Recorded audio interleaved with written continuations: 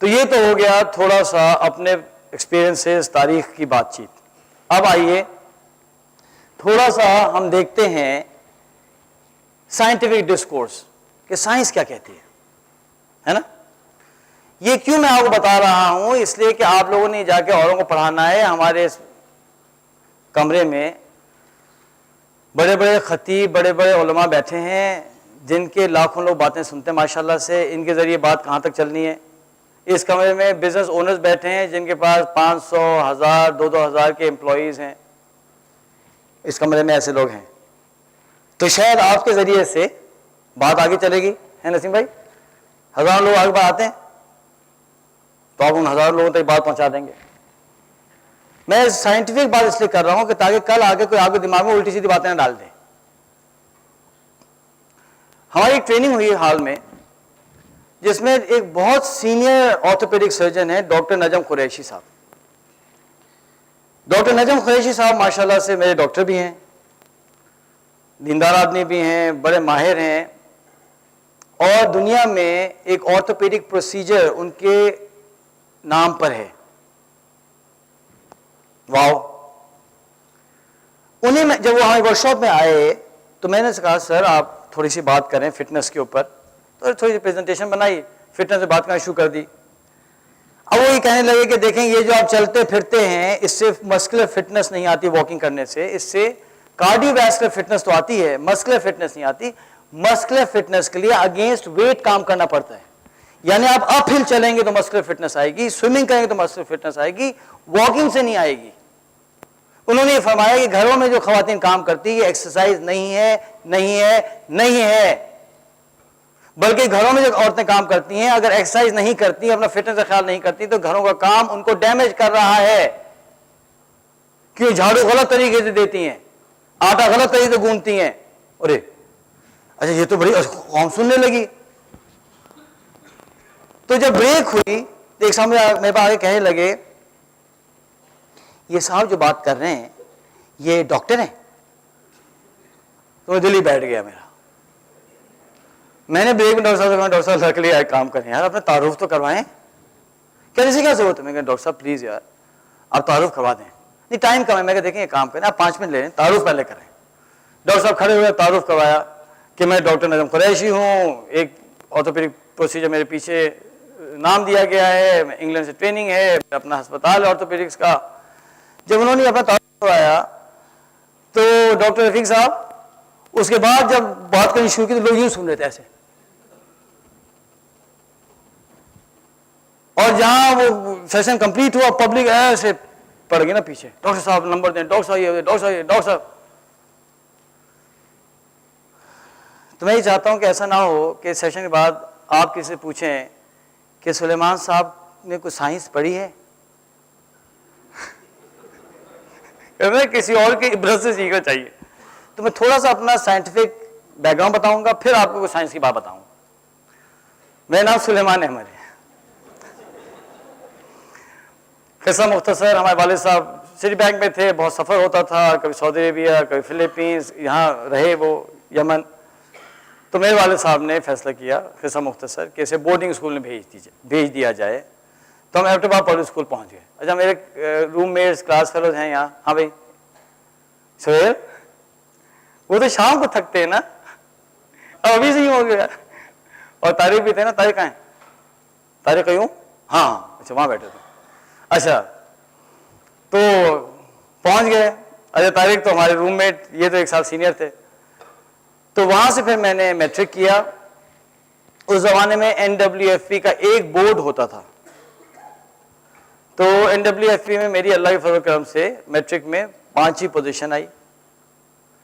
FSC में यहाँ school है,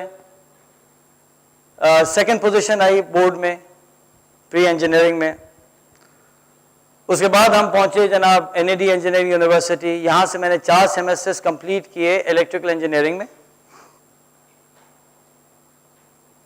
चूंकि वो हमारे एक्स्ट्रा करिकुलर एक्टिविटी बहुत थी, वो तारिक को पता है तारिक थी ना कुछ, तो हमारी जो है वो 3rd ही पोजीशन आ सकी। तो खैर वो यहाँ भी पोजीशन आती है लेकिन 3rd 4th पे हम रहे। हमारे वालिद साहब को किसी ने समझाया कि अगर आप अपने बेटे को अमेरिका भेज दें तो ये कुछ बेहतर हो जाएगा। तो बहुत उन्होंने इसरार किया। तो हमारे उलमा जो बुजुर्ग थे उन्होंने कहा भी बात मान लो अब्बू की। तो हमने अब्बू की बात मानी और हम यूएस चले गए। 4 सेमेस्टर्स यहाँ से कंप्लीट किए। एक यूनिवर्सिटी ऑफ नेब्रास्का में वहाँ चला गया। वहाँ से मैंने 4 सेमेस्टर्स कंप्लीट किए। मुझे डिग्री मिल गई इलेक्ट्रिकल इंजीनियरिंग की। मेरे जहन में ये विजन था उस ज़माने में कि मुझे पीएचडी करना है। तो मुझे लोगों ने समझाया कि अगर आपको पीएचडी करना है तो अंडर ग्रेड लेवल के ऊपर रिसर्च शुरू कीजिए। अल्लाह के फजल से मुझे अंडर ग्रेड लेवल पर रिसर्च की अपॉर्चुनिटी मिल गई। अल्लाह का फजल हो गया, यूजुअली मिलती नहीं है। बाय द टाइम मेरी ग्रेजुएशन हुई तो हमारे पास एक सेंटर था जिसमें कोलैबोरेशन थी US air force, US navy, university of Nebraska और स्टेट ऑफ नेब्रास्का। उसकी कोलैबोरेशन से एक सेंटर था, उसका नाम था centre for micro electronics and optical materials research, छोड़ने में था। तो मुझे ग्रांट मिल गई रिसर्च की यूएस नेवी से। तो मैंने 1.5 से 2 साल यूएस नेवी, यूएस एयरफोर्स साथ रिसर्च की है। अल्लाह के फजल से मेरा ये हमारी लैब्स थी और मेरा पेपर पब्लिश हो चुका है। तो टेक्निकली मैं साइंटिस्ट हूं, उसूली तौर पे। मेरा एरिया है ऑल्टरनेट सेमीकंडक्टर्स और मैं मटेरियल साइंटिस्ट हूं। और 1995 में एक कॉन्फ्रेंस में मैंने अपना पेपर शेयर किया था, कुछ पाकिस्तान न्यूक्लियर साइंटिस्ट आए हुए थे। तो मैंने as a scientist officially tour किया है पाकिस्तान के न्यूक्लियर रिएक्टर का नीलोर में एज अ साइंटिस्ट। कि मटेरियल साइंटिस्ट और न्यूक्लियर साइंटिस्ट जो हैं वो भाई बहनें होती हैं। अब कौन भाई होता है कौन बहन होती है ये बात की बात है, ठीक है। अच्छा जनाब, तो ये हो गया मेरा बैकग्राउंड। अब क्लियर होगी? अब तो आप ये नहीं पूछेंगे कि सुलेमान साहब का साइंस से कोई ताल्लुक तो नहीं है। अब एज अ साइंटिस्ट मैं आपके सामने कुछ बातें रखना चाहता हूं। ये हमारे प्रोफेसर थे नेड एयानो, इन्होंने एक शरारत की थी इसलिए इनकी तस्वीर यहाँ है। अब मैं बताता हूं कि थोड़ा सा साइंस के फाउंडेशंस पे। सबसे पहली बात यह है कि चूंकि वो बहुत लोगों को नहीं क्लियर होता या हम भूल जाते हैं, पढ़ाई में इशू आ जाता है कि लोग कंफ्यूज करते हैं चीज़ों को।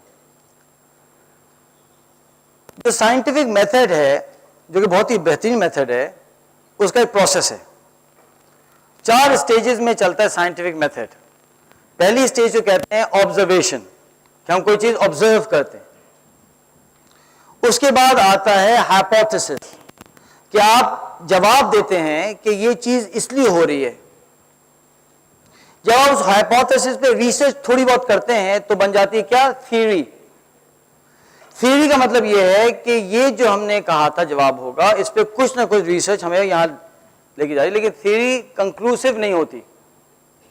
जब उस पर कंक्लूसिव रिसर्च होती है, हतमी तौर पे तहकीक होती है, तो वो बन जाता है लॉ। कहां 4 चीजें क्या हुई? ऑब्जर्वेशन, कि आपने जो है कोई तजुर्बा किया। हाइपोथेसिस पहला स्टेज, थोड़ी रिसर्च की, थ्योरी, और उसको कंक्लूसिवली प्रूव करेंगे तो क्या बनेगा? लॉ। मिसाल दूंगा समझाने के लिए, क्योंकि आपने ही पढ़ाना है। फर्ज करें कि मैं कराची के अंदर देखता हूं कि स्कर्दू के एक साहब मिलते हैं, उनकी आंखें होती हैं लाल लाल आंखें। फिर एक और मिलते हैं स्कर्दू के साहब, लाल आंखें।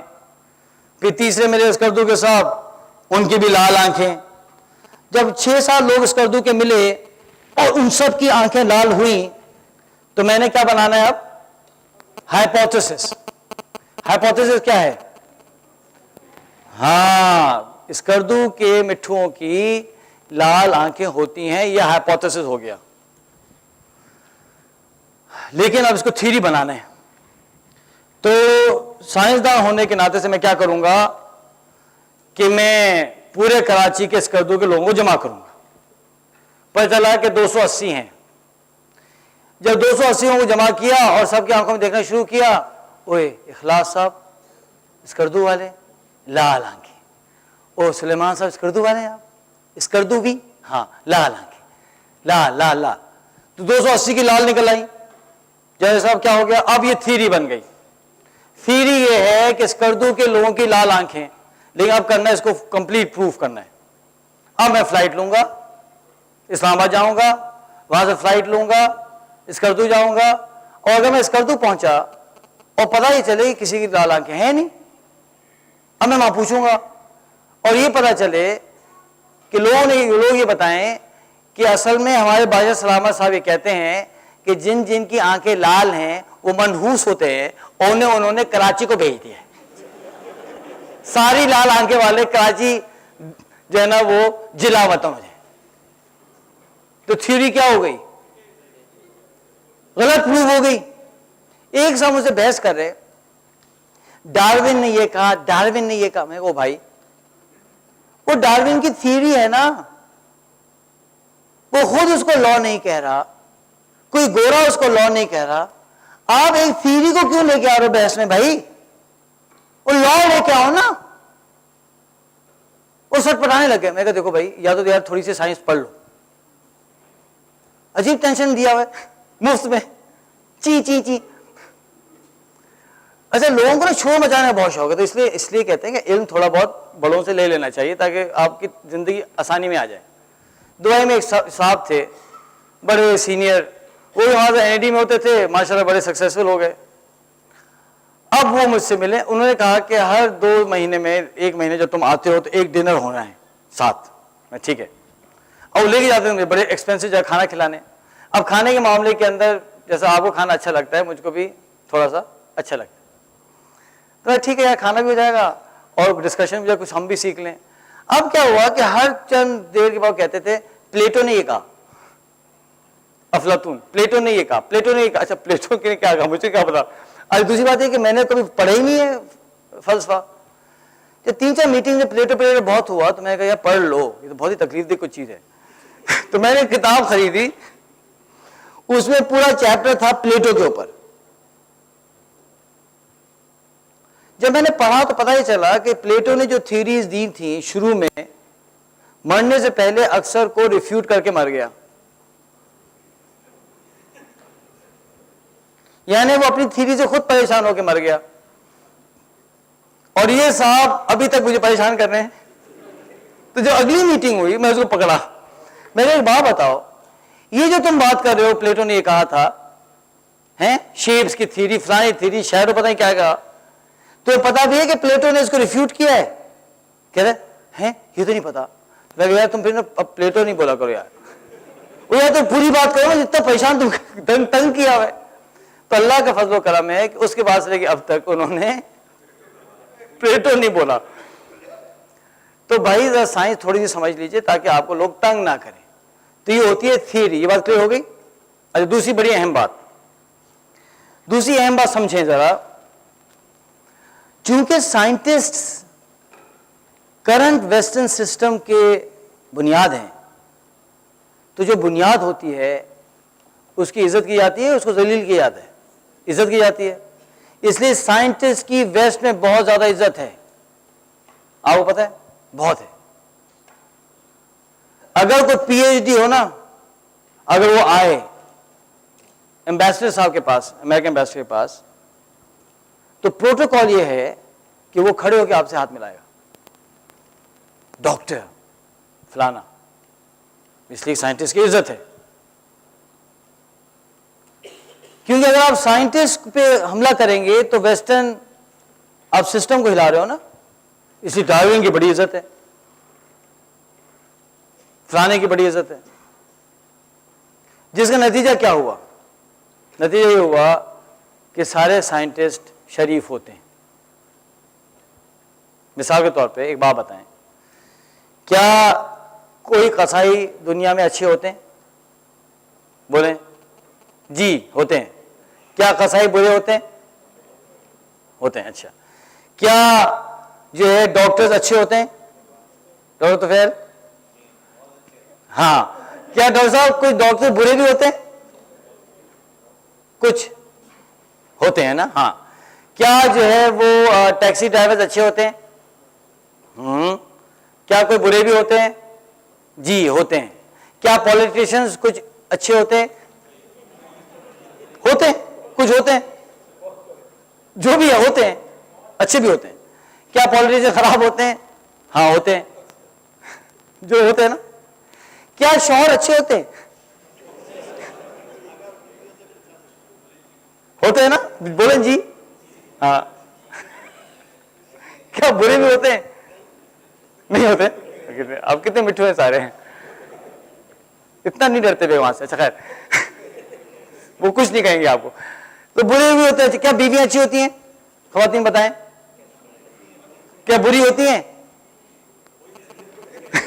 हो ही नहीं सकती, हमारे तो लोग हैं, हो ही नहीं सकता। अच्छा खैर, तो जब सब लोग अच्छे बुरे होते हैं, तो ये साइंटिस्ट सारे अच्छे क्यों होते हैं?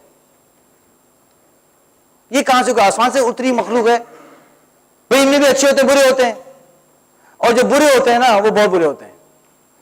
तो जो कमर्शियल सिस्टम है हमारा, वो लोग क्या करते हैं, इन बुरे साइंटिस्ट को इस्तेमाल करते हैं अपने मकासद को आगे करने के लिए। हर चंद के दिन के बाद अखबार में लिखा आता है रिसर्च ये कहती है। ओ भाई क्या रिसर्च है, किसने की है, रेप्लिकेबल है नहीं है, कौन सी यूनिवर्सिटी थी, कौन सा बंदा पीछे था, कुछ नहीं। रिसर्च में ही आता है, बस सारे लेट गए। अल्लाह के लिए अल्लाह का खौफ करें, ऐसा नहीं होता। अल्लाह का फजल हुआ कि मेरा जो पोनी था वो अल्लाह ने बहुत जल्दी निकाला। ये जो हमारे प्रोफेसर साहब हैं, नए दयान साहब, अल्लाह इनको ईमान दे और गरीक रहमत करे। ये अपनी फील्ड का वन ऑफ टॉप साइंटिस्ट है, ऑल्टरनेटिव सेमीकंडक्टर्स। ये डिफरेंट कहते हैं ना कि जो सोसाइटीज होती हैं, मटेरियल साइंस सोसाइटी, फलानी सोसाइटी के मेंबर है। ये वो शख्स है जो सोसाइटीज में बैठते हैं ये लोग, और ये जो है वो पीयर रिव्यू करते हैं आपके पेपर्स का और डिक्लेयर करते हैं पेपर पब्लिश होगा नहीं पब्लिश होगा। दुनिया में अथॉरिटी है ये शख्स। ये हमारा प्रोफेसर था। अच्छा हुआ क्या कि इसने एकदम मुझे बुलाया, डॉक्टर अयानो ने। उसने कहा कि सुलेमान, ये मैंने एक प्रपोजल लिखा है जो कि मैं देने वाला हूं यूएस एयरफोर्स को। अगर ये फंड हो गया, यानी अगर एयरफोर्स ने पैसे दे दिए, तो मैं आपको रखूंगा इसमें रिसर्च में। ये जो रिसर्च है ना, इट्स बिग टाइम मनी। $500,000 से लेके $1 मिलियन तक का पैसा आता है एक साल के लिए। उसमें से जो यूनिवर्सिटी को पैसे मिलते हैं, हम जैसे चिल्लों को पैसे मिलते हैं जो काम करते हैं, उसमें से पैसा जो है वो इक्विपमेंट के लिए जाता है और प्रोफेसर्स को जाता है 60-70